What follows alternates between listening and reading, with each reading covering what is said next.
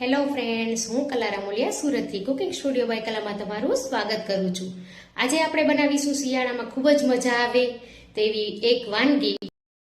શિયાળામાં આજે આપણે જોઈશું મેથીની સરસ મજાની રેસીપી, જે એકદમ સરસ બનશે અને ખૂબ જ ટેસ્ટી બનશે। જેને દાંત ના હોય તે પણ ખૂબ જ સરસ રીતે ખાઈ શકશે। આપણે બનાવીશું મેથીના મુઠિયા, જે ખૂબ જ સરસ ખાવામાં ટેસ્ટી લાગે છે અને જેને દાંત ના હોય તે પણ આરામથી ખાઈ શકશે।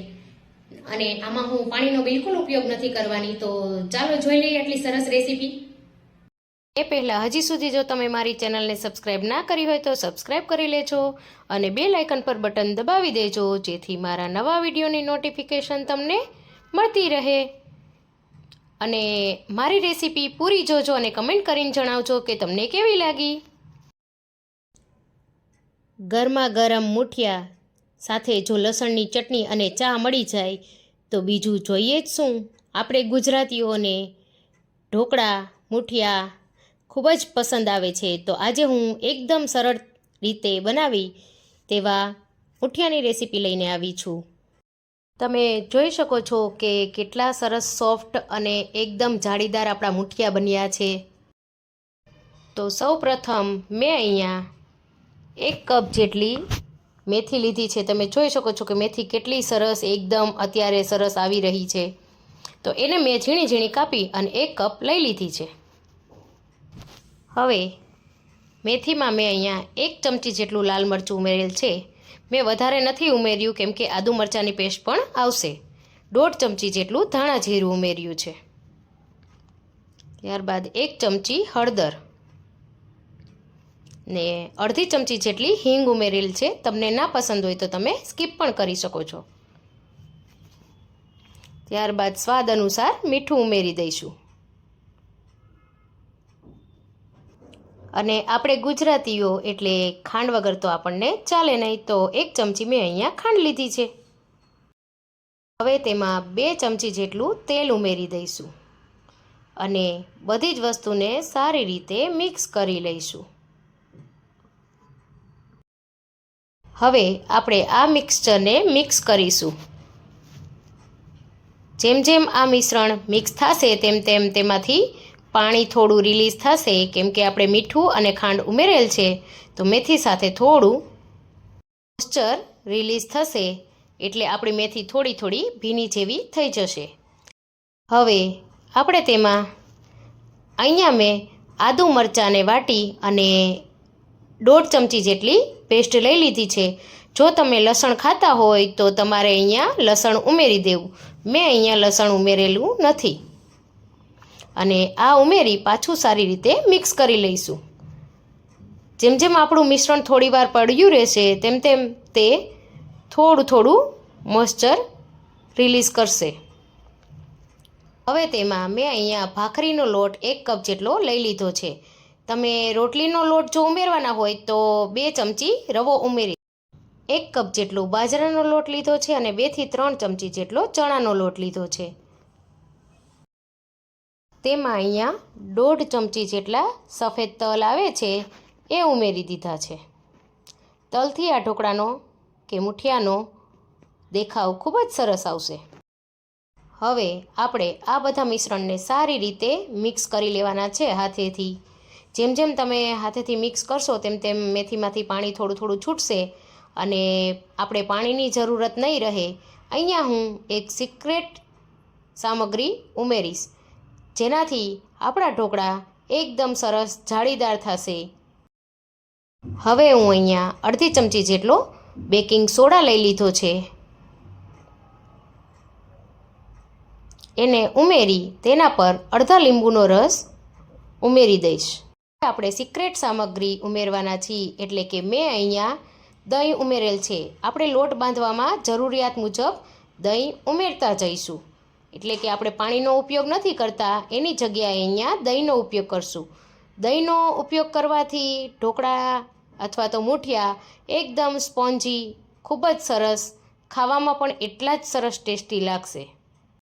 થોડું દહીં ઉમેરતા જઈ હું અહીંયા એકદમ ટાઈટ પણ નહીં અને નરમ પણ નહીં એવો મીડિયમ લોટ બાંધી લઈશ। જોઈ શકો છો કે લોટ સરસ બંધાઈ ગયો છે।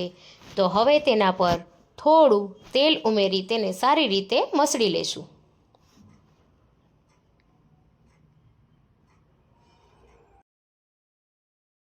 મેં અહીંયા એક ઢોકળિયામાં પાણી ગરમ કરવા માટે મૂકી દીધું છે. તેની નીચે એક આ રીતનો કાંઠો રાખ્યો છે. તેની ઉપર આપણે કાણાવાળી જાળી રાખી દઈશું અને તેની પર આપણે મૂઠિયા જે બનાવીશું તેને બધા ગોઠવી દઈશું. હવે આ રીતે મેં મૂઠિયાનો લોટ લઈ લીધો છે અને તેને આવી રીતે મોટા મોટા સિલિન્ડર શેપમાં બનાવી અને આપણે તેને જાળી પર રાખી દઈશું. પાણી પહેલેથી જ આપણે ઉકળવા મૂકી દેવાનું છે, જેથી કરી આપણે સ્ટીમ થવામાં વધારે વાર ના લાગે. તો અહીંયા આ રીતે મેં એક ગોઠવી દીધું છે. એ રીતે હું બાકીના બધા મૂઠિયા બનાવી.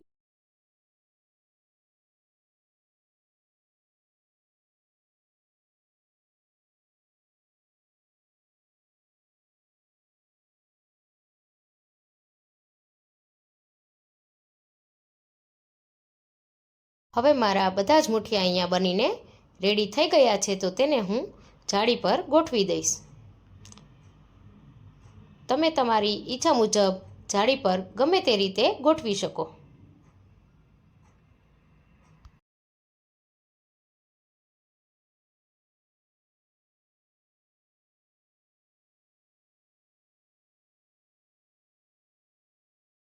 હવે તેને ઢાંકીને 15થી 20 મિનિટ સુધી થવા દઈશું.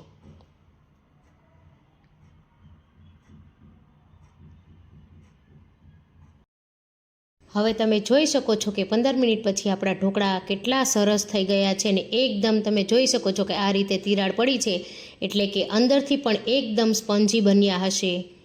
એક ચાકુની મદદથી હું ચેક કરીને બતાવું કે તેમાં નથી આવતું, મતલબ કે આપણા ઢોકળા પરફેક્ટ બની ગયા છે. હવે તેને થોડીવાર ઠંડા પડવા દઈશું.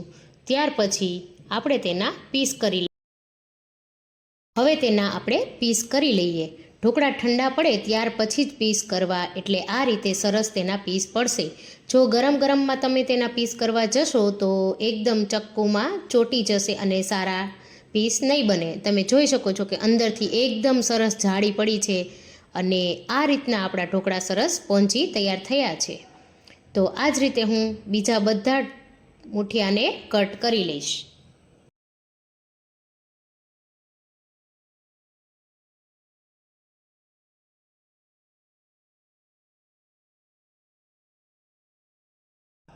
બધા જ મૂઠિયા કટ થઈ જાય એટલે આપણે એક પેન લઈ લઈશું. તેમાં 3 મોટી ચમચી જેટલું તેલ લીધું છે. તેલ અહીંયા તમે સિંગ તેલ લેશો તો ખૂબ જ સરસ તેનાથી સ્વાદ આવશે. અને તેલ થોડું ચડિયાતું જ લેવું. તેલ થોડું ગરમ થાય એટલે 1 ચમચી જેટલી આપણે તેમાં રાઈ ઉમેરી દઈશું.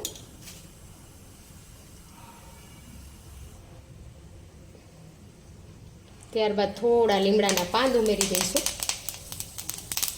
આ લીમડાના પાનથી તેમાં ફ્લેવર ખૂબ જ સરસ આવે છે. રાઈ થોડી તતડે એટલે આપણે તેમાં તલ ઉમેરી દેવાના છે, પણ રાઈ થોડી તતડી દેવાની છે, કેમ કે જો તલ અત્યારે ઉમેરી દઈશું તો બધા તલ ફૂટીને બહાર આવી જશે. એટલા માટે રાઈ તતડી જાય ત્યાર પછી જ આપણે તેમાં તલ ઉમેરી સીધા આપણે મૂઠિયા ઉમેરી દેવાના છે. હવે રાઈ આપણી તતડી ગઈ છે તો થોડું હું અહીંયા હિંગનો વઘાર આપીશ. મને હિંગનો વઘાર ખૂબ જ પસંદ છે. તમને ના પસંદ હોય તો તમે સ્કીપ પણ કરી શકો છો. અને ત્યારબાદ તેમાં તલ ઉમેરી તરત જ આપણે તેમાં ઢોકળા મૂઠિયા જે બનાવ્યા છે તે ઉમેરી દઈશું આપણે આ રીતે.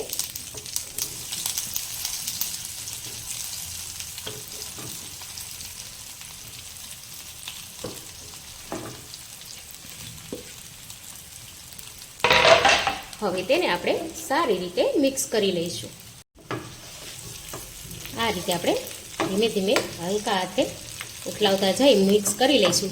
તમે જોઈ શકો છો કે ઢોકળા આપણા કેટલા સરસ મૂઠિયા સ્પોન્જી બન્યા છે. મૂઠિયા કે ઢોકળા તમે કંઈ પણ કહી શકો.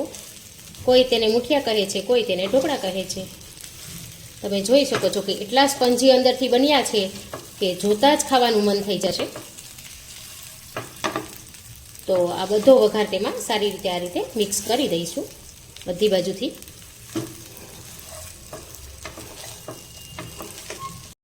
હવે આપણા મુઠિયા પર સારી રીતે વઘાર ચડી ગયો છે અને ખૂબ જ સરસ લાગી રહ્યા છે. તો આપણે ગેસની ફ્લેમ બંધ કરી તેને એક ડીશમાં કાઢી અને ગરમા ગરમ સર્વ કરીશું ગ્રીન ચટણી સાથે. તમે આની સાથે ચા પણ લઈ શકો, લસણની ચટણી પણ લઈ શકો, તમને જે પસંદ હોય તે. ટોમેટો કેચઅપ પણ તમે લઈ શકો, જેનાથી ટેસ્ટ ખૂબ જ સરસ આવશે. તો તૈયાર છે આપણા ગરમા ગરમ સરસ મજાના મેથીના મુઠિયા અથવા તો ઢોકળા.